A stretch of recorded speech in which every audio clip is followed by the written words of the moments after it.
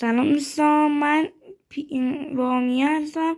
خیلی خوش اومدید به اولین ویدیو کانالم. من میخوام این تو بهتون چند تا از فکته بازی بهتون بگم. خب نگاه کنید، این چندش داخل نده، چند یکی دو تا هم داخل ان میگم. نگاه کنید، یکیش اینه که شما مثلا این پیگلینا وقتی با دست بزنین پورتون میکنن دیگه، ولی اگه وان شاتشون کنین کارتون ندارن. فکر میکنم اصلا این پیگلینه وجود نداشته. البته اینو پیگلین نکنه، هیچ کاری نمیکنه، ولی حالا با دست میزنیمشون.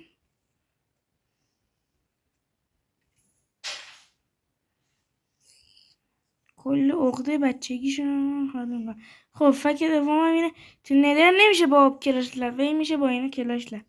نه آبا بزید خوش میشه. البته حالا گند زدم. فکت سوممون اینه که شما نمیتونید تو ندر آب بزنید، خوش میشه. اما اگه کالرون بردارید حالا میشه رفت توش آب بذارید چیز میشه، ولی با این آب نمیشه کلاش زد. خب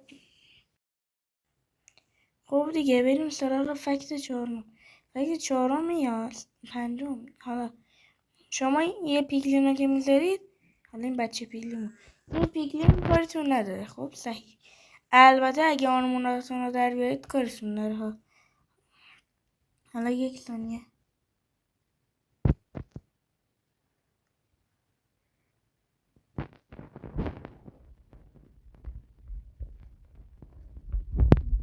نه از جونم میگم. نه چته وحشی.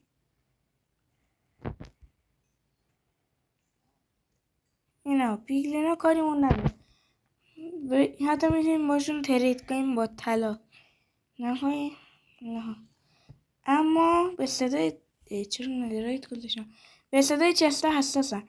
یعنی اگه اینو، البته اون داخل بس اینا اگه کنید میان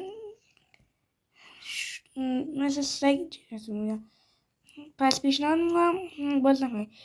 وقت چهارم اینه، اگه شما مثلا تو ندر دارید همینجوری حرکت میکنید، حالا یه ذره بیریشم بد شد، شما مثلا دارید حرکت میکنید. خب این که همه حرکت میکنن، بعدش میرسید به یه جایی میگید ارتفاع، چرا دقیقا من رسیدم بالای فورترس، میگید ارتفاع اینجا زیاده من نمیتونم برم بالا. شما یه پازر نداشته باشید، راستی لدر بوت میخواد. اینم بهتون میگم اگه میخواید روی این کفش را برید باید از این لدر بوت ها بردارید. خب بریم ادامه ویدیو. نه این رفقا ما اینو میذاریم، نپوشیدم اینا، میایم روش، اینو میذاریم، دوباره شیفت میگیریم، اینو برمیداریم، دوباره میایم بالاش، اینو برمیداریم، دوباره میایم بالاش، اینو برمیداریم، دوباره میایم بالاش، اینو برمیداریم و به همین ترتیب این شیء میتونیم بیایم بالا. شیفت گرفتیم. چرا باگ شد؟ حالا خب اینو جمع میکنیم و میمیریم.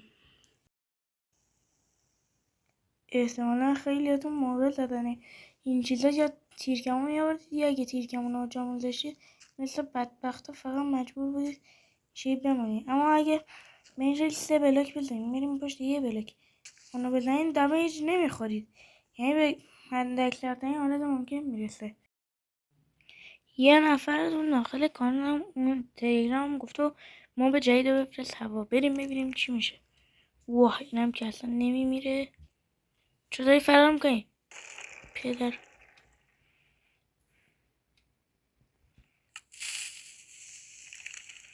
داریم تق کجا رفتی؟ بابا برگرد، تازه داشتیم کیف میکردیم. مثل پودر شد اصلا. کجا رفت؟ پودر شد مرد فکر کنم اصلا. ردستون تورشم شنیدم که میگن پر نورتر شدن، قرمزتر هم شدن. بزید الان اینو شب کنم نایت. آخه آره فکر کنم قبلا فقط همین بود.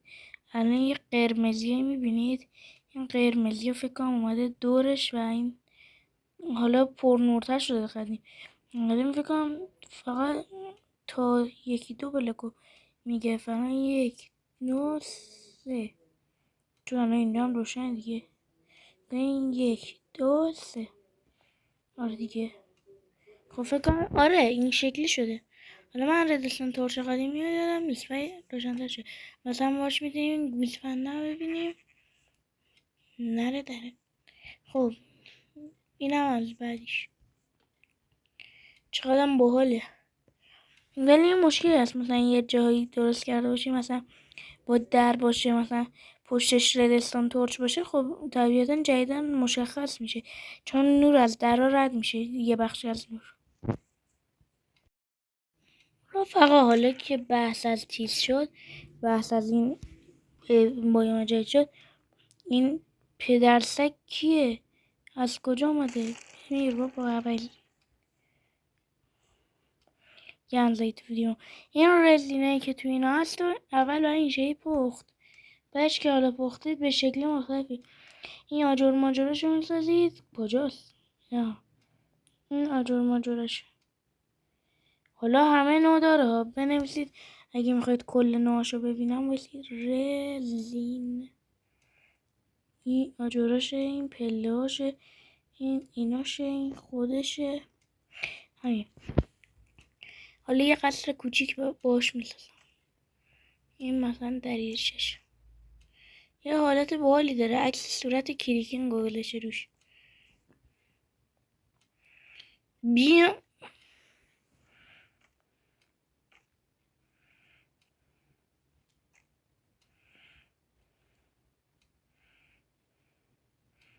رفقا حالا تا من اینو میسازم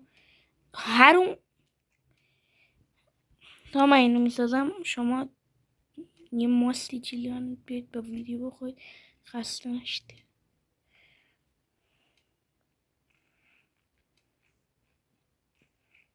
خب این در حال حاضر قصری که ساختم با کلیکینگ واقعا خیلی بلاکای قشنگه، حتی خود این خام شده هاشون. یه ذره خیلی جالب این خاما رو بذاریم تو فیلم بذار دیگه. نه به خاطر اینکه تو مثلا شاید واسید یه چیز رو تست کنم. الان خب کرافتینگ تیبل رو برمیدارید، شما اینو میذارید 4 تاشو کنار هم میچینید، آجرتشو میده. ولی اگه خامشو کنار هم 4 تاشو بچینید هیچی نمیده و میفهمید که باید 9 تاشو کنار هم بچینید. ولی اگه اینو میذاشتیم مثلا این تو میپخت یک دونه آجر میداد که برابر رو 4 تا رزینه پخت است که یعنی مثلا ارزشی نداشت و کسی همچین کاری نمیکرد طبیعتا. پس این چیز رد شد. فقط یه نفر دیگه گفته بود بچه دلفین و بچه اختاپوس هم اومده، پشمان میریزه. ببینیم بریم تستش کنیم. بابا بگیر نمیشه.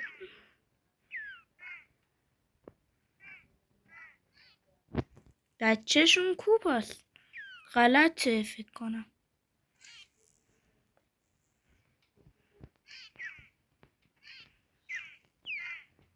در رفقا غلطه. راستی گفت 8 با هم اومده، بذارید 8 با رو تست کنیم. این بچه 8 با اینجا بذاریم.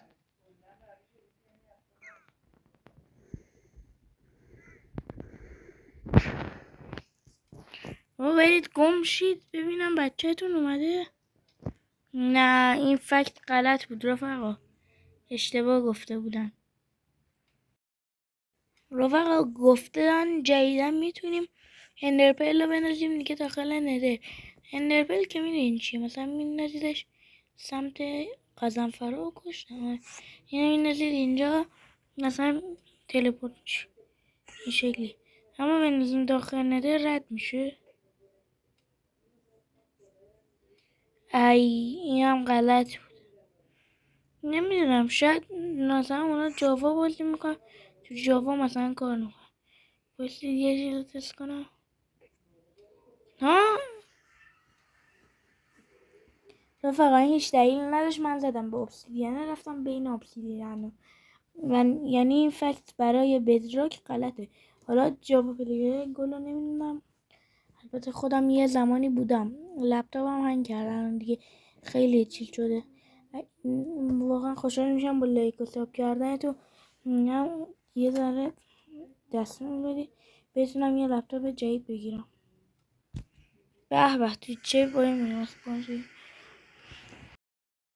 خب رفقا، مثل اینکه چیزه، مثل اینکه سگا جدیدن میتونن پافرفیش و یا ماهی دیگه هم بخورن که پافرفیش بخورید طبیعتا این شکلی میشید. آخ این افکته بهتون نشونه. الان همم گیج رفته چقدر.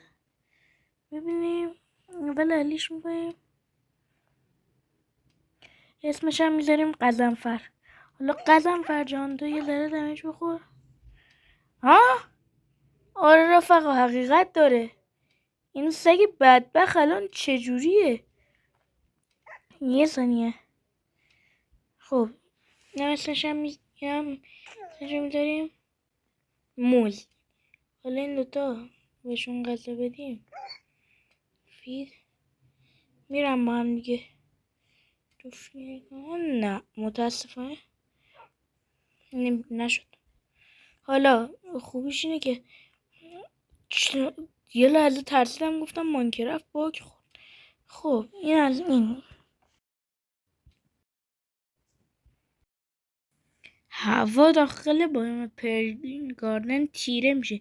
مثل الان این دارکا که روشنه، هوا آبی و یه حالت چیزی داره. میریم داخل پیرگانه هیچ اتفاق نه. اوه خاکستری میشه و خورشید از حالت سفید مانندش زرد در میاد. فکر کنم پرتو خورشید بیشتر میشه. الان به خورشید دقت کنید. من میبینم تو چیز خیلی روشن‌تر میشه. خب این چیز درست بود برای هم بدراک، فکر کنم برای جاوا. نصف چیزا برای بدراک نیومده.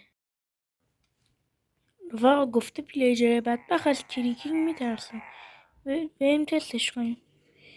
اینجا یا از به اینو بگیریم از این به تناب بکشیمش تو منشن.